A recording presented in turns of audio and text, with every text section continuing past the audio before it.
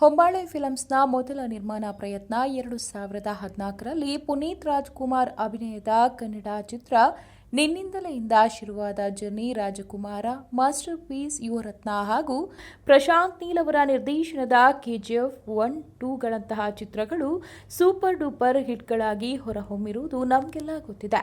ಹೊಂಬಾಳೆ ಫಿಲಂನಲ್ಲಿ ಮೂಡಿಬರುವ ಚಿತ್ರಗಳೆಲ್ಲ super hit ಅಂತ ಹೇಳಿದ್ರೆ ತಪ್ಪಾಗಲ್ಲ. ಹೌದು, ಹೊಂಬಾಳೆ ಫಿಲಮ್ಸ್ ಕನ್ನಡ ಮಾತ್ರವಲ್ಲದೆ ಪರಭಾಷೆಯಲ್ಲಿ ಸಖತ್ ಸದ್ದು ಮಾಡ್ತಿದೆ. ಹೊಂಬಾಳೆ ಬ್ಯಾನರ್ ಅಡಿಯಲ್ಲಿ ರಿಲೀಸ್ ಆಗುವ ಮುಂದಿನ ಸಿನಿಮಾ ಯಾವುದು ಅಂತ ಪ್ರತಿಯೊಬ್ಬರೂ ಕಾಯ್ತಾ ಇದ್ದಾರೆ.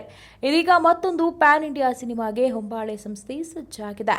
ಪ್ರಭಾಸ್ ನಟನೆಯ ಸಲಾರ್ ಸಿನಿಮಾ ಸೂಪರ್ ಸಕ್ಸಸ್ ಸಂಭ್ರಮದಲ್ಲಿರುವ ಹೊಂಬಾಳೆ ಟೀಮ್ ಇದೀಗ ಅದೇ ಖುಷಿಯಲ್ಲಿ ಮತ್ತೊಂದು ದೊಡ್ಡ ಸಿನಿಮಾ ಮಾಡಲು ಮುಂದಾಗಿದೆ.